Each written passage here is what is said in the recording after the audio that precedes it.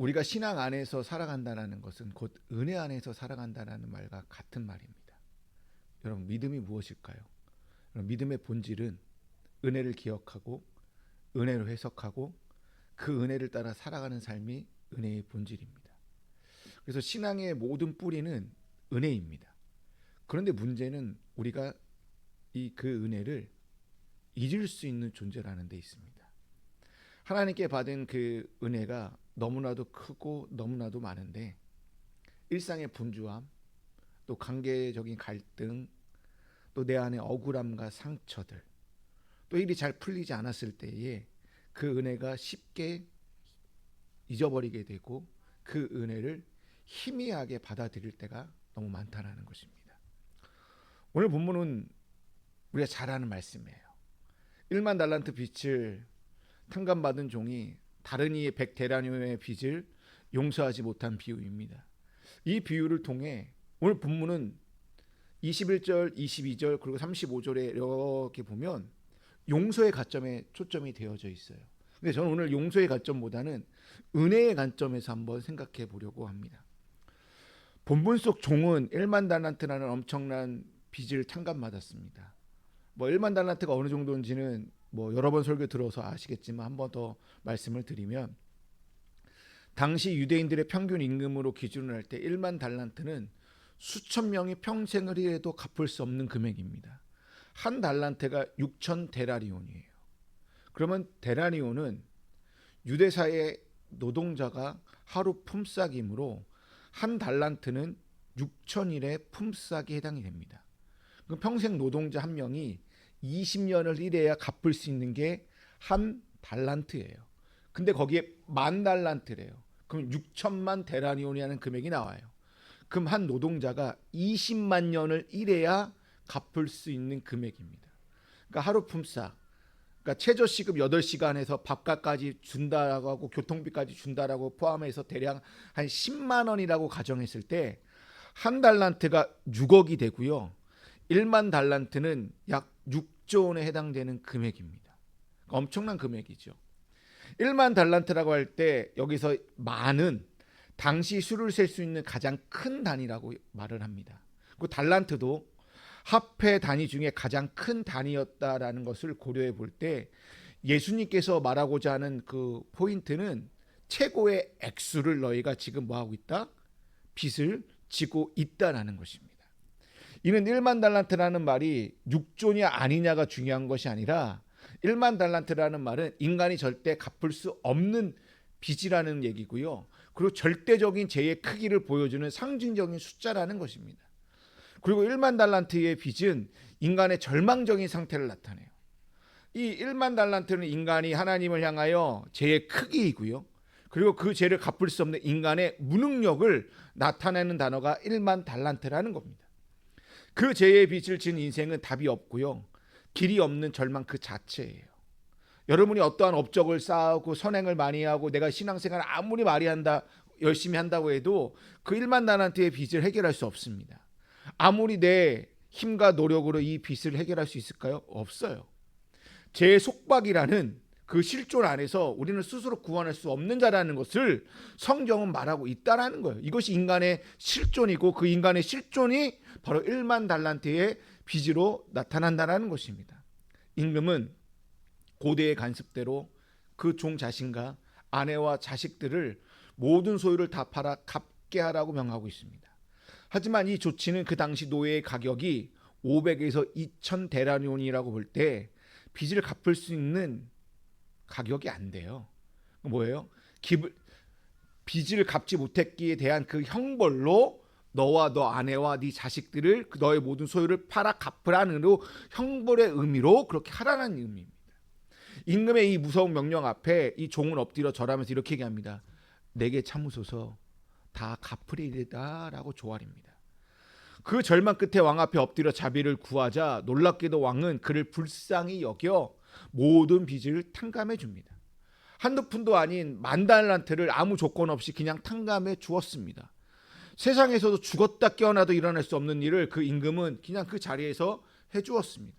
이 비유의 초점이 무엇입니까? 천국이 마치 그러한 곳이라는 거예요.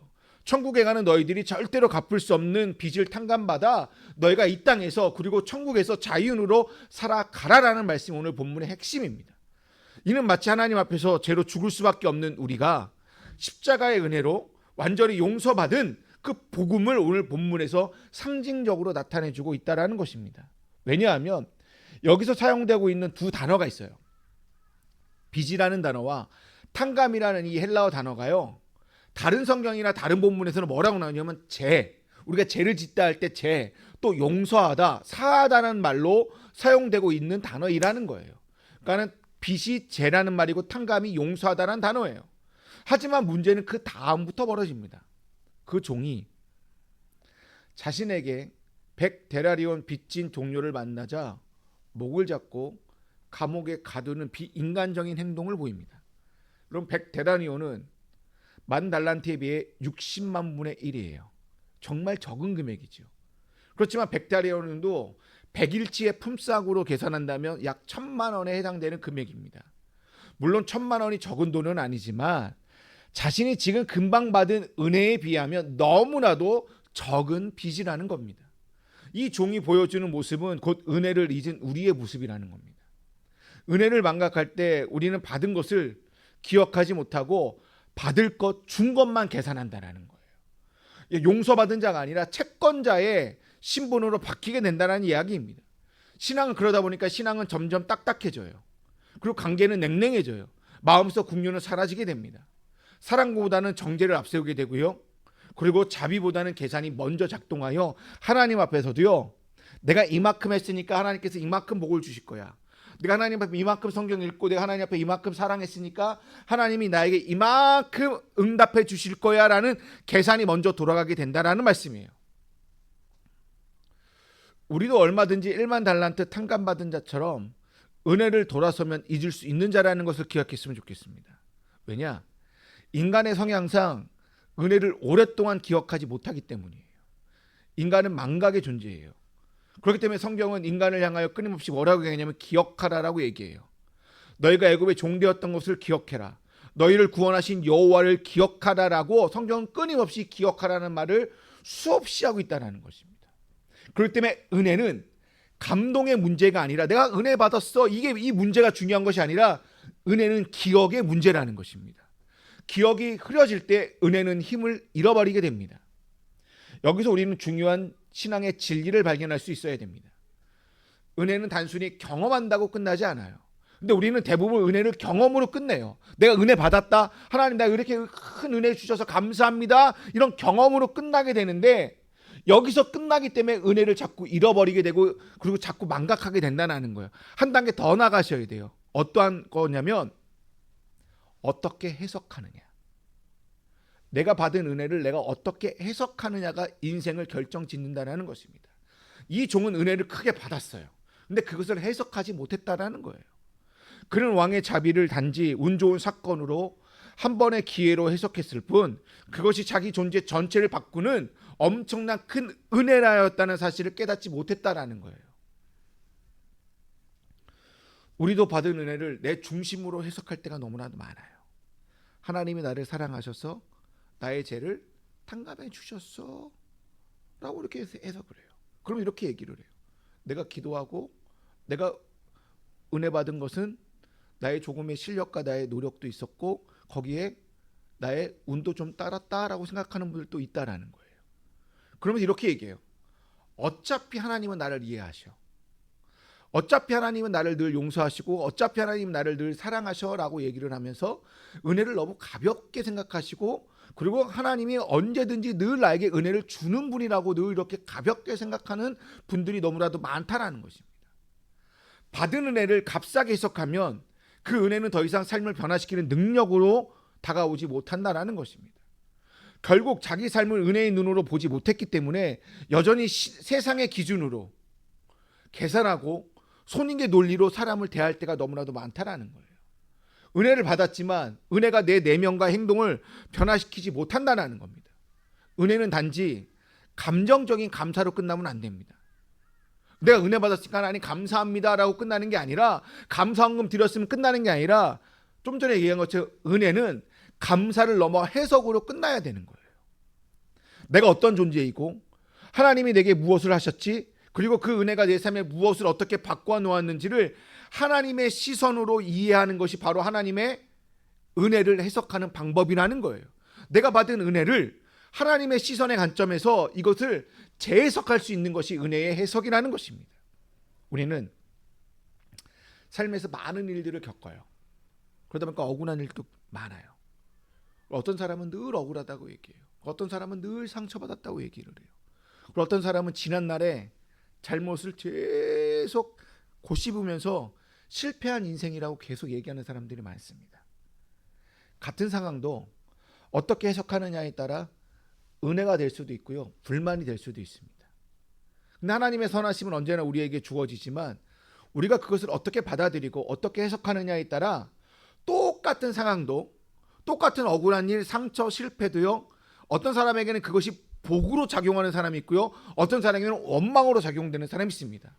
그러면 결국 하나님의 선하심이라는 그 시선 아래 은혜를 해석할 수 있는 시각을 키워야 된다라고 저는 생각합니다. 1만 달란트 탕감받은 종은 그 은혜를 잊고 은혜의 해석도 하지 않았습니다. 우리도 그 종처럼 받은 은혜를 잊고 살아갈 때가 너무나도 많아요. 나 자신은 무한한 죄를 용서받았다는 사실을 망각한 채 남이 나에게 준 상처와 남이 나에게 손해를 준 것을 그냥 넘어가지 못하고 끝까지 물고 넘어지는 일이 없느냐 한번 생각해 보세요. 그러다 보니까 기도를 할 때도 원망적인 기도가 너무나 많아요. 하나님, 누가 나에게 이렇게 해서 너무나 힘들어요. 하나님, 누가 나에게 이렇게 했어요. 라는 원망 섞인 기도를 할 때가 너무나도 많다는 거예요. 이거는 은혜를 망각한 기도의 모습이라는 겁니다. 은혜를 망각한 사람들의 특징이 뭔지 아십니까? 불쌍히 여기는 마음, 긍휼이 사라지게 됩니다. 33절에서 왕이 이렇게 말씀하고 있어요. 내가 너를 불쌍히 여긴 같이 너도 내 동료를 불쌍히 여김이 마땅하지 아니하냐. 내가 너를 불쌍히 여겼으면 너도 다른 사람을 불쌍히 여겨야 되지 않겠느냐라고 왕은 지금 얘기하고 있다는 것입니다. 이 말씀이야말로 은혜의 핵심을 가장 명확하게 정확하게 말씀해주고 있는 말씀입니다. 하나님이 우리를 불쌍히 여겨주셨기 때문에 우리가 지금 살아가고 있는 거예요. 그렇게 우리도 다른 이들을 불쌍히 여길 수 있는 마음으로 살아가야 된다는 말씀이에요. 하나님의 은혜를 잊는 순간 우리는 누군가의 잘못을 결코 넘어가지 못해요. 꼭 집어서 얘기해요. 그걸 누구한테 제일 많이 하는지 아세요? 부부관계요. 그리고요, 자녀들한테요. 한 번이라도 그냥 넘어간 적이 없습니다. 누가? 제가. 꼭 얘기해요. 아들한테. 그리고 마누라한테도 꼭 얘기합니다. 왜 이랬니? 왜 저랬니? 그럼 어떻게 돼요? 이 얘기를 듣는 순간 아들도 논리적으로 공격을 하고요, 사모님도 논리적으로 공격을 하면 저는 거기서 깨갱할 수밖에 없어요. 왜냐? 하나님의 은혜를 내가 잊어버리면 누군가의 잘못을 보고 그냥 넘어가지 않는다라는 거예요. 왜? 그 안에 내 안에 받은 긍휼을 내가 잃어버렸기 때문이에요. 그렇기 때문에 어떻게 돼요? 인간관계가 무너지게 되고요, 공동체도 깨지게 되고요, 내 영혼은 메마를 수밖에 없다라는 거예요. 그럼 가정의 공기가요 냉랭해지는 거예요. 왜냐? 내 삶의 중심이 은혜가 아니라 보복과 계산이 깔려져 있기 때문이라는 겁니다. 이제 또 한 가지 중요한 개념을 붙잡았으면 좋겠습니다. 은혜는 해석이라고 그랬어요. 두 번째로 우리가 붙잡아야 될 개념은 은혜에는 절대값이 있다는 것입니다. 사람마다 짓는 죄는 상대적으로 다를 수 있어요. 사람마다 누가 덜 악하고 더 의로운 사람이 있을 수 있습니다. 어떤 이는 100데나리온, 어떤 이는 1000데나리온, 어떤 이는 1만 달란트에 빚진 자들이 있어요. 이게 상대값이라는 거예요. 죄에. 그러나 하나님의 이 모든 빚은 십자가라는 절대값으로 계산해요. 그러니까 은혜는 모든 상대값이 은혜 안에 들어오잖아요. 절대값으로 바뀌어버리게 돼요. 그 하나님의 은혜의 이 절대값이 뭐가 되냐면 제로가 돼요. 이것이 바로 십자가의 절대값이고 은혜의 절대값의 은혜라는 거예요. 여기엔 비교도 없고 조건도 없어요. 이 사람이 죄를 얼마나 많이 졌느냐 적게 졌느냐 중요하지 않아요. 그냥 모든 사람들이 하나님 앞에서 다 절대값으로 제로가 된다는 것입니다. 그게 예수님의 십자가 사건이에요. 예수님의 십자가는 우리의 죄가 많고 적음을 따지지 않으세요. 제가 아무리 많아도 십자가 앞에서는 그 모든 것이 제로 베이스 됩니다. 하나님의 은혜는 상대적 평가가 아니라 절대적인 평가로, 절대적인 용서로 우리를 품으신다는 사실을 기억했으면 좋겠습니다. 이 절대값의 은혜를 잊지 않는 것이 신앙의 핵심이에요. 십자가를 기억하는 자는 은혜를 기억할 수밖에 없습니다. 그리고 은혜를 기억하는 자는 다른 일을 받아볼 때 그 사람의 죄가 아니라 하나님의 긍휼을 먼저 떠올리게 되기 때문에 그 사람을, 상대방을 불쌍히 여기는 마음이 먼저 다가올 수밖에 없다는 겁니다. 그렇기에 우리는 그 불쌍히 여기는 마음으로, 예수님은 우리에게 뭐라고 얘기하신지 아십니까? 너희가 거저 받았으니 거저 주어라 라고요. 우리가 거저 받은 그 긍휼의 은혜, 다시 나누는 사람만이 그 은혜를 아는 사람이고 은혜를 해석하는 사람인 줄로 믿습니다. 은혜는 내가 받은 것으로 끝나는 것이 아니라 반드시 흘러가게 되어져 있습니다. 은혜는 머무는 성격이 아니라 흘러가는 성격이에요. 은혜를 흘러보내지 않는 삶은 결국 썩게 되어져 있습니다. 그렇기 때문에 우리가 잘 아는 얘기가 있잖아요.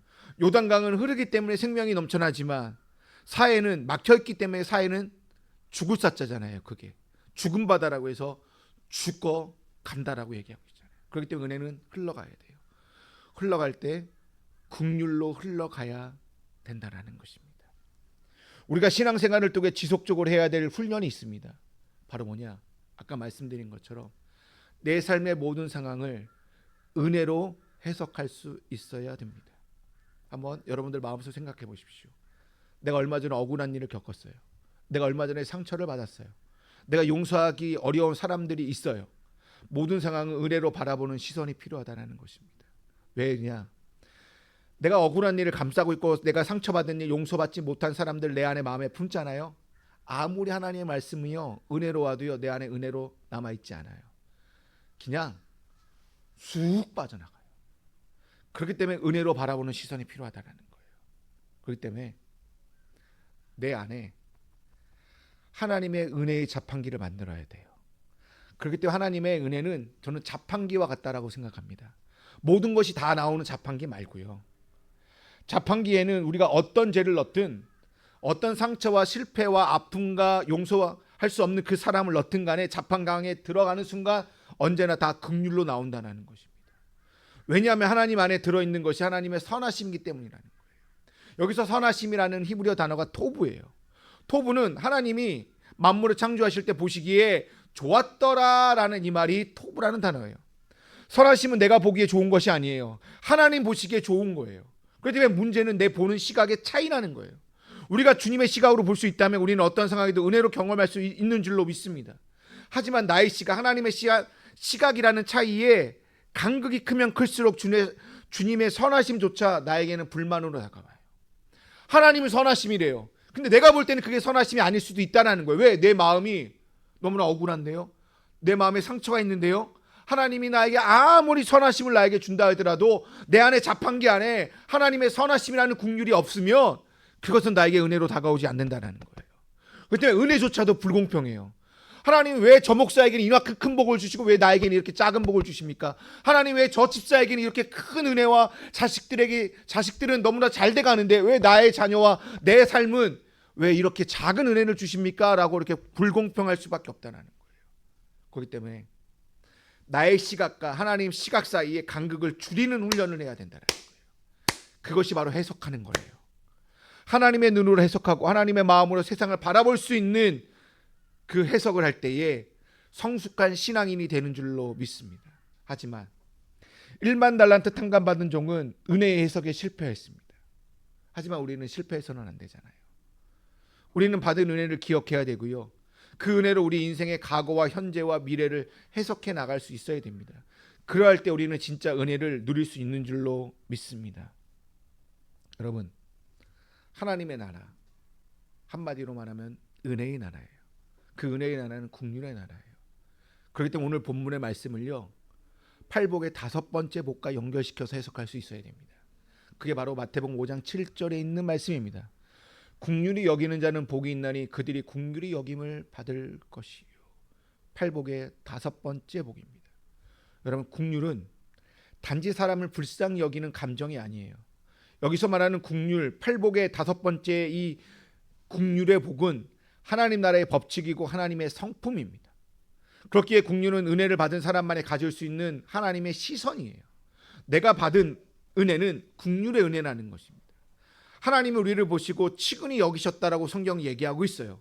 오늘 본문에서도 1만 달란트 빚진 자를 왜 용서해 주었느냐? 딱 한 단어가 있어요. 그를 불쌍히 여기사라고요. 그를 불쌍히 여겼기 때문에 1만 달란트를 탕감해 주었다라는 것입니다. 하나님의 긍휼이 없었다면 빚 탕감도 없습니다. 하나님의 긍휼이 없다면 우리는 오늘을 살아갈 수도 없고요, 내일을 살아갈 수도 없는 자들이에요. 하지만 은혜가 사라지면요, 그 긍휼도 사라지게 된다는 것입니다. 그렇기 때문에 은혜를 잊고 절대값을 망각하면 우리는 긍휼의 사람이 아니라 판단의 사람, 세상의 사람으로 바뀌게 됩니다. 그렇게 될 때 세상의 논리가 지배하게 되어요, 눈에는 눈, 이에는 이, 동해보복법의 법칙으로 내가 손해를 봤으며 반드시 저 사람에게 눈은 눈으로, 이는 이로 대갚아주는 계산적인 삶으로 바뀌게 된다는 거예요. 그렇기 때문에 내가 준 만큼 돌려받겠다라는 조건적인 관계가 신앙 안에서 스며들게 돼요. 그러면 결국 본문에 나와 있는 종처럼 100데나리온 빚진 자를 내가 용서하지 못하고 그를 감옥에 쳐 넣을 수밖에 없게 된다는 것입니다. 이렇게 되면 은혜는 자리를 잃게 되고요, 관계는 깨어지게 되고요, 교회 공동체 안에서도 사랑은 식어질 수밖에 없고요. 그래서 교회 안에 이런 말 많이 들어보셨죠? 사랑이 없어. 교회 안에 사랑이 없어라는 말을 저 정말 많이 들었거든요. 그 이유는 딱 하나입니다. 긍휼이 없기 때문에. 다른 말로 말하면 은혜가 없기 때문에. 정확하게 얘기하면 은혜가 없는 게 아니죠. 은혜를 재해석하지 못하고 은혜를 바라보는 시각이 하나님의 시각과의 간격이 너무나 벌어져 있기 때문에 교회 공동체 안에, 우리 가정 안에 사랑이 없게 되는 것입니다. 오늘 본문은 우리에게 딱 한 가지 묻고 있습니다. 여러분, 은혜로 살아가는 사람입니까? 라고요. 아니면 받은 은혜를 잊은 채 여전히 계산하고 따지고 판단하는 사람입니까? 라고 묻고 있다라는 것입니다. 하나님은 우리에게 은혜의 해석자가 되어 은혜의 통로로 살아가기를 여러분들에게 원하고 있다라는 것입니다. 이제 마무리를 하겠습니다. 우리는 1만 달란트 탕감받은 자입니다. 절대적으로 용서받은 자라는 얘기예요. 그런데 그 은혜를 잊고 100데나리온 빚진 자를 정죄하고 있다면 우리는 그 은혜를 잘못 해석하는 자들입니다. 내가 은혜를 받았지만 은혜로 살지 못하는 사람은 오늘 본문에 나오는 종의 모습이자 우리 자신의 모습인 줄로 믿습니다. 우리는 다시 한번 은혜를 다시 해석해야 합니다. 내 삶에 일어나는 모든 일들을 주님의 시각으로 다시 보기 시작할 때 비로소 진정한 은혜는 내 안에 살아나고 다른 이들에게 흘러가게 그리고 넘쳐나게 되는 줄로 믿습니다. 그렇기 때문에 은혜는 감정이 아닙니다. 은혜는 해석입니다. 은혜는 조건이 아니에요. 은혜는 정체성입니다. 우리. 그리고 그 은혜는 기억의 시작이 되는 줄로 믿습니다. 오늘 이 시간 십자가를 바라보며 다시 은혜를 기억하십시오. 그리고 절대값의 용서, 그리고 끝없는 긍휼 앞에 머물러 다시금 사랑과 용서를 품는 사람으로 살아갈 때 우리는 그 은혜를 잊지 않는 자가 될 것이며 은혜로 이 세상을 밝히는 주의 종들로 살아가시는 저와 여러분이 다 되시기를 주님의 이름으로 축원드립니다.